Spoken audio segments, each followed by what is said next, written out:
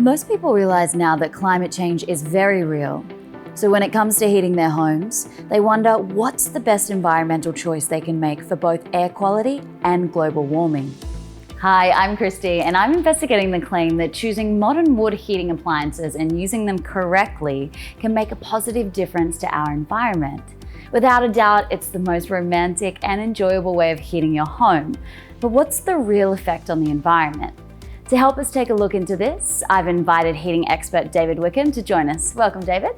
Thanks, Christy. I'm glad to be here and be able to supply some facts. Yes. Everyone loves a wood fire heater, and there's nothing quite like a beautiful one like this wood fire. But can you tell me, are they environmentally responsible?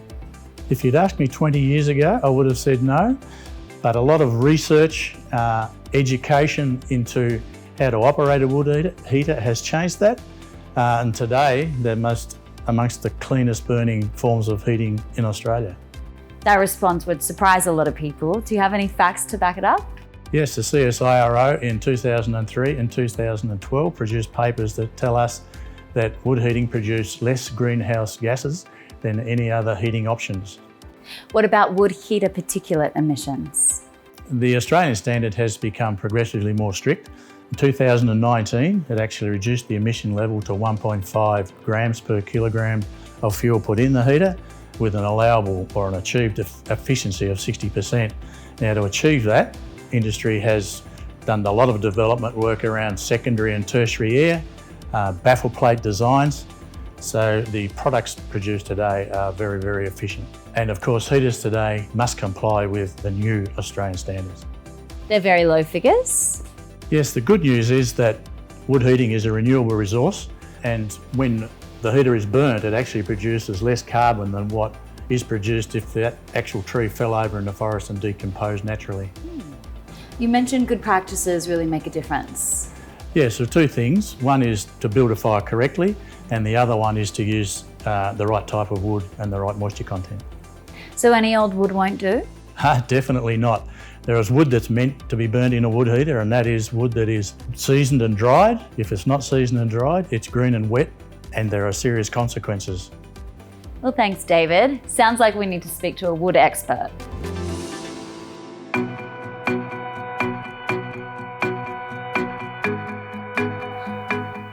I'm now with Bruce Mogg, who's former CEO and current board member of the Australian Home Heating Association. Welcome, Bruce. Tell me, how long have you been in the Home Heating Association for? I've been in the Home Heating Association and involved in the industry for over 30 years. Great. And I heard that you shouldn't burn wood that hasn't been aged. Can you tell us why that's so important? Yeah, that's correct. You shouldn't cut wood off the tree and burn it straight away. It's very important because otherwise you're just burning green or wet wood. Why are green and wet wood so bad?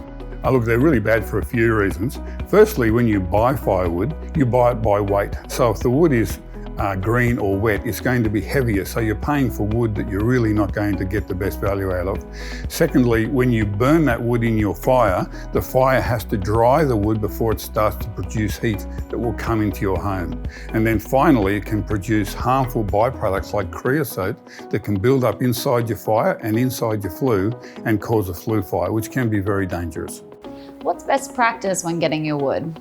The best way to get your firewood is to buy from a Home Heating Association member if you can. They will normally have it cut and split for you, ready to go, and that will guarantee the right moisture content, which means that when you get it home, it'll burn efficiently and give you the heat that you want in your home. Bruce, I'm told these can be helpful in checking the moisture in your wood. Can you show me how to use a moisture meter? Yeah, absolutely. Moisture meters are great because they give you a digital readout of the moisture content of the wood. Easy process, they've got two prongs on the end. You put them into the wood, push the button, and that will give you a reading. Your reading should be between 15 and 20%. Ideally around the 16% is great, but anywhere in that 5% range. Thanks, Bruce, and thanks for your advice. My pleasure. So let me see if I understand this correctly. Getting properly sourced wood has heaps of benefits. Initially, that's because the majority of wood comes from proper forestry projects, a controlled renewable resource. The wood's brought into the yard as long logs. They're then cut and split and placed in windrows for at least 2 years to reduce moisture content. They turn the wood over while it sits in the windrows 3 times over 2 years to make sure it dries properly. Green wood is very obvious by colour, as is the seasoned wood, which is the wood we want. At the bulk yard, they check it has the ideal moisture content of 15 to 20%. Then it's sent to the retail yard where they check it again before they sell it. And finally, any waste materials from firewood residue is used for landscaping and soil regeneration projects. It's an impressive renewable resource. But don't go yet, it's not just the firewood, you've also got to understand how to correctly build the fire. Well, that's exactly where we're off to now, to use some of your beautiful wood to create the perfect fire. Okay, you'll also need some pine kindling. Pine kindling is important to get your fire started, as well as some good quality fire lighters. Thank you. Pleasure. We're here in the parking lot and I'm joined by Ashley Stride, who's the Deputy Chair of the Home Heating Association. Thanks for helping us out, Ashley. It's a pleasure. Now, we've spoken to one expert about wood and moisture and another expert about emissions, and they've both said that it's vital to know how to build a fire correctly. You're absolutely right there. A lot of people think you can just throw the wood in there and start a fire. That's not true. It's important that to set up the fireplace correctly, and it's easy to do. You'll have to convince me of the benefits of that, Ash. Yeah, it's easy to do. It's easy to start the fire, more beneficial to the environment, but you need to be using a modern wood heater.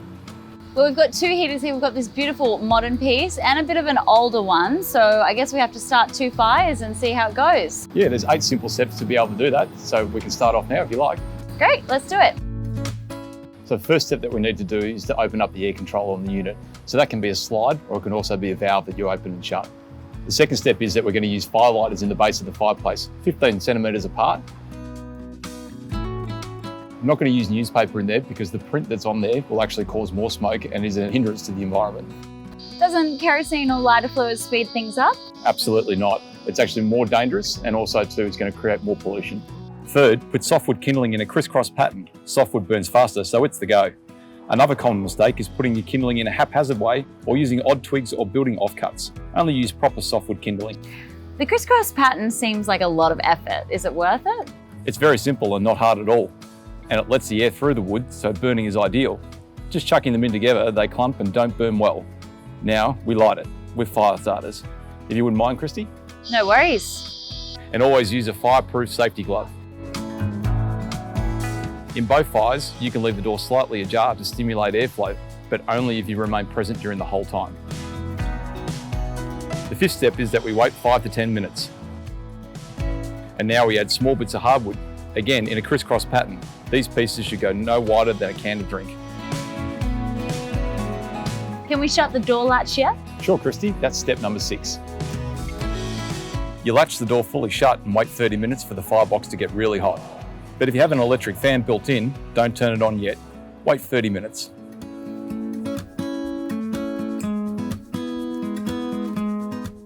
Okay, Ash, we've waited 30 minutes. Great, now it's time for the 7th step, which is to add the hardwood. Each piece should be about the size of a loaf of bread and the right moisture content. Use fire-safe gloves. Again, we use a crisscross pattern. The modern heater fire is burning beautifully over here. Absolutely, it's because we set that up right and it is a modern heater. Now the last step, number 8, is to adjust the airflow to your liking and to turn on your inbuilt fan if the heater has one. I have to admit, that's a perfect fire in number 1, Ashley. Extremely warm too. But over in the old heater, there's a great deal of smoke coming out. It's a huge difference. Okay, I've got something very interesting to show you.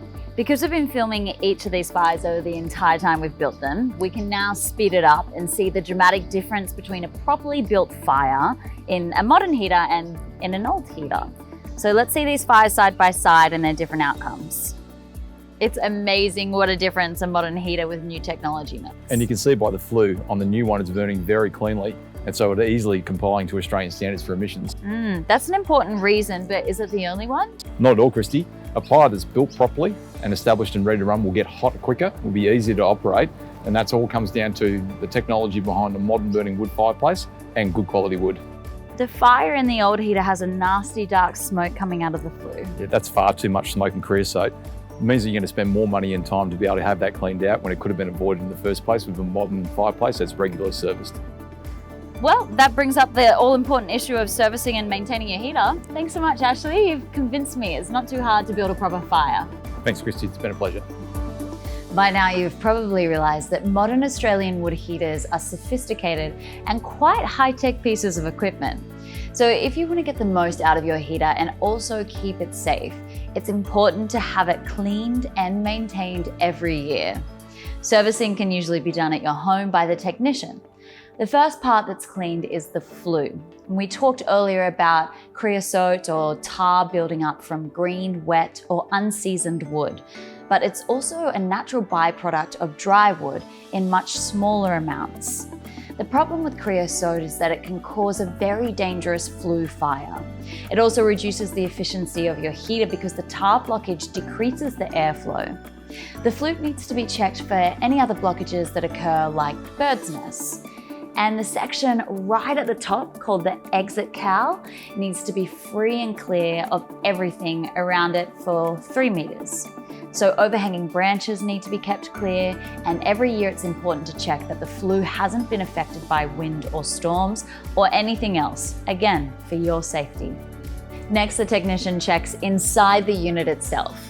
They check for any splits or cracks in or on the firebox and make sure the internal lining made up of fire bricks is also okay.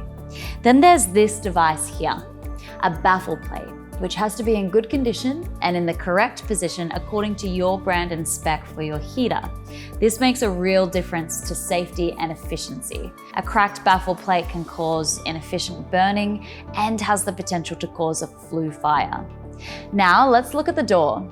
There are 3 things to check: the door seal, the glass seal, and the latch. It's worth having an expert technician look at these, test them, and decide if they need replacement. Then there's the glass. It may seem really obvious, but if there are any cracks or holes in the door glass, get it fixed. It ruins efficiency, but it's also extremely dangerous. There are some people who think, she'll be right. I can tell you it won't be right, and it has to be fixed. Last of all is the electric fan. If your unit has one like this, vacuum it regularly. All sorts of muck gets in there, like pet hair, dust, and insects, so clean it regularly for maximum efficiency. If you have any questions about who should service your wood fire heater, it's simple. Contact the Australian Home Heating Association in your state. They'll put you in touch with your nearest members who have qualified technicians to service your unit. The Home Heating Association are the peak body for wood heaters, and they've been improving the standards on emissions and efficiency over the last decade. With me is the chair of the Home Heating Association. Welcome back, David. First of all, David, what's the purpose of the Home Heating Association, and how can you help homeowners, local council, and retailers at the same time? We help everyone in the wood heating industry, firstly or mostly to ensure that there's compliance with the Australian standards around safety, emissions and efficiencies. So councils, customers and retailers all need our expertise. What about your relationship with member retailers? We support all our member retailers. Of course, they must conform to our code of ethics, which means any customer that goes into one of those stores owned by a member is dealing with someone who is ethically doing the right thing, understands the products, which ensures, of course, that the customer is getting very sound advice. David, I see Landcare is involved with the Home Heating Association. How does the Home Heating Association fit in with that? Landcare Australia is made up of farmers, environmentalists who get together to ensure our environment is protected. We're very proud supporters of Landcare Australia, and we have been for the last 30 years. So what that means from a consumer's point of view is that every heater they purchase from one of our members is supporting Landcare. Does the Home Heating Association support positive environmental change? Absolutely.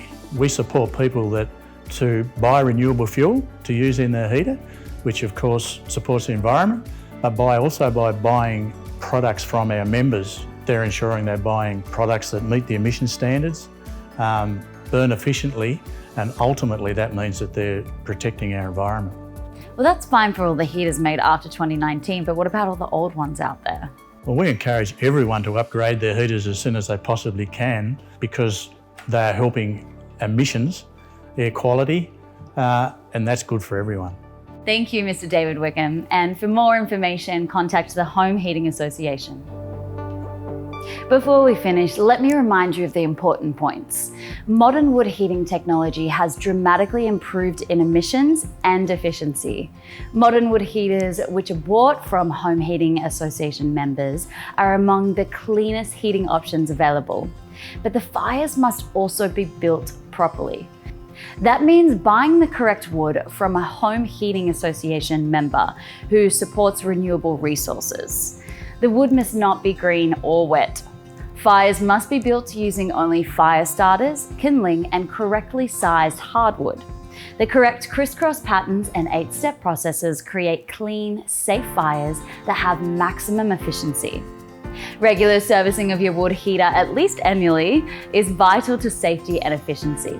Contact your local Home Heating Association member to find a qualified technician. In fact, we can help you with any questions you have about home heating and put you in touch with your nearest Home Heating Association member. So if you want the most beautiful wood heating experience in your home that's clean burning, efficient, and environmentally responsible, talk to us today.